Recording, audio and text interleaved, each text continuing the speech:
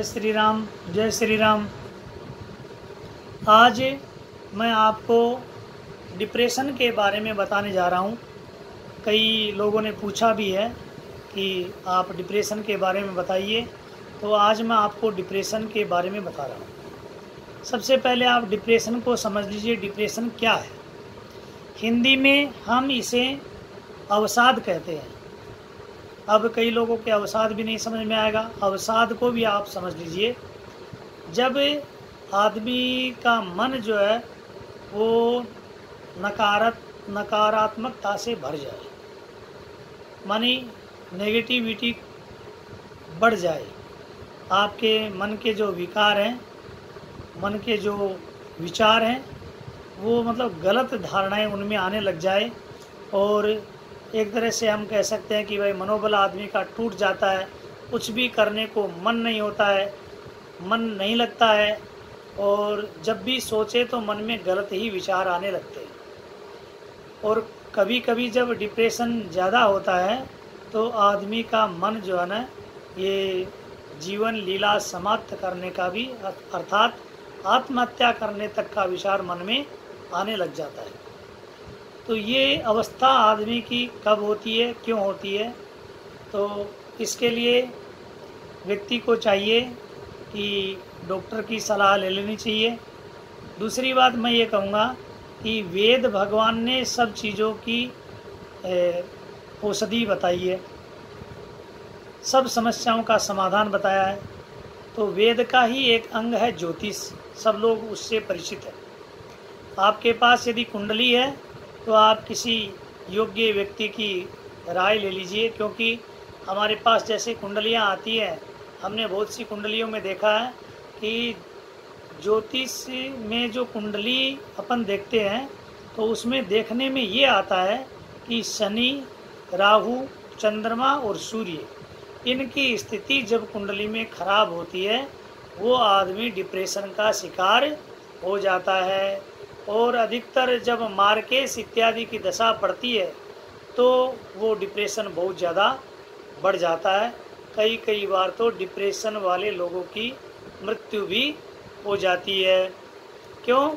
कि डिप्रेशन वाले व्यक्ति के मन में ऐसे विचार ही आने लगते हैं कि मैं मर जाऊंगा, ऐसा तो कहीं ऐसा तो नहीं हो जाएगा, कहीं मैं यहाँ बैठा हूँ कोई मुझे बंद करके तो नहीं चला जाएगा। मानी जो गलत धारणाएं हैं, गलत विचार हैं, मानी सकारात्मकता तो दूर हो जाती है और नकारात्मकता बढ़ जाती है।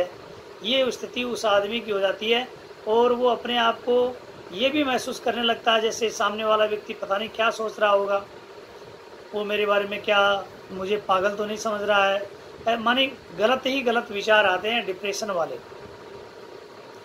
तो इस डिप्रेशन का मैं आपको एक सरल उपाय बताता हूँ, क्योंकि हो गया समझ लो, अब अपने को कैसे हो गया, क्या हो गया, इससे कोई मतलब नहीं है। अपने को केवल एक मतलब है कि मेरा ये डिप्रेशन मुझे कैसे छोड़ेगा और मैं कैसे इससे मुक्त हो जाऊं। इसके लिए मैं आपको एक सरल और साधारण उपाय बता रहा हूं कि यदि आपने गले में रुद्राक्ष नहीं पहना है तो रुद्राक्ष को भगवान शिव की पूजा में रख करके या उसका पूजन करके या अभिषेक करके उसको अच्छे समय में और गले में आप धारण कर लीजिए। चाहे माला हो चाहे एक दाना हो, आप रुद्राक्ष को धारण करिए। और इसके बाद में आप ओम नमः शिवाय का जितना हो सके उतना जाप करिए और भगवान शिव के ऊपर जल चढ़ाइए, जल का अभिषेक करिए। और अत्यधिक लाभ आप चाहते हैं तो आपको क्या करना चाहिए, दरभा होती है डाब जिसको हवन इत्यादि में सब जगह काम में लिया जाता है, उस डाब को लेकर के आप उसको किसी ताम्र पात्र में भिगो दीजिए। आधा एक घंटा वो भीग जाए, उसके बाद में उस जल को आप शंकर भगवान को चढ़ाइए और उस चढ़े हुए जल में से थोड़ा जल आप जो है ना ले करके और पान कर लीजिए, पी लीजिए। इससे आपको बहुत जल्दी राहत मिलेगी। और जितना हो सके आप ओम नमः शिवाय का जाप करते रहिए। ज़्यादा और बड़े मंत्रों के चक्कर में मत पड़िए, क्योंकि मंत्रों में फिर शुद्धि का चक्कर पड़ जाएगा, और भी कई बातें हैं। तो आप जो पंचाक्षरी मंत्र है ओम नमः शिवाय, इसका जाप करिए। दूसरा, और इससे भी सरल उपाय मैं आपको बताने जा रहा हूँ कि आपके पास मान लो ये सब व्यवस्था नहीं है, शिव जी का अभिषेक नहीं कर सकते हैं, जल नहीं चढ़ा सकते हैं, ऐसी कुछ समस्या आपके सामने है, तो सबसे सरल और उपाय एक है कि रामचरितमानस तुलसीदास जी का है, गीता प्रेस का सब जगह उपलब्ध भी होता है। वो रामचरितमानस का जो अंतिम कांड है वो है उत्तरकांड। उत्तरकांड का जब 20वां दोहा जब खत्म होता है, उसके बाद की जो चौपाई, प्रथम चौपाई है, वो है दैहिक दैविक भौतिक तापा राम राज नहीं काहुई व्यापा। दैहिक दैविक भौतिक तापा राम राज नहीं काहुई व्यापा। ये चौपाई आप उसको ध्यान से समझ लीजिए, देख लीजिए, क्योंकि तीन ही प्रकार के तो ताप होते हैं, या तो दैहिक होगा, देह संबंधी होगा, या दैविक होगा, या देवता संबंधी होगा, या भौतिक होगा, ये सांसारिक संबंधी होगा।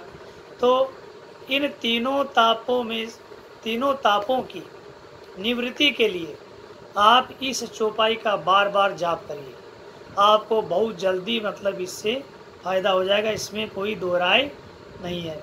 अगर आपने ये किया तो बहुत जल्दी, और साथ में अगर दोनों काम आपने कर लिए, शिव जी का अभिषेक, रुद्राक्ष धारण और ये चौपाई का बार बार उच्चारण, तो आपको बहुत जल्दी इससे फ़ायदा हो जाएगा।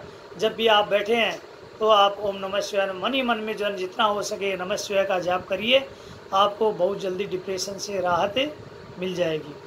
इसको आप ध्यान में रखिए और धीरे धीरे आपके मन से। और दूसरा एक और है, आप चांदी का चंद्रमा बनवा करके उसमें मोती लगवा करके और उसको गले में अगर धारण करते तो भी आपका डिप्रेशन दूर हो सकता है। ये मतलब पूर्ण रूप से अनुभूत प्रयोग है, और इसको आप अगर अपनाएंगे तो निश्चित ही आपको इसका फ़ायदा होगा। इसको ये ज़रूर है कि आप चंद्रमा बनवा लें, पूरा काम हो जाने के बाद में अगर शिवाय अभिषेक में उस चंद्रमा को रख दें या उसकी पूजा करें और उसके बाद में आप उसको धारण करें तो उसका बहुत जल्दी आपको फ़ायदा हो जाएगा। इसलिए मैं आपसे ये निवेदन करना चाहता हूँ कि अगर आप डिप्रेशन के शिकार हैं तो ये उपाय आप ज़रूर करिए। आप देखिए कितना जल्दी आपको इससे लाभ हो जाएगा। जय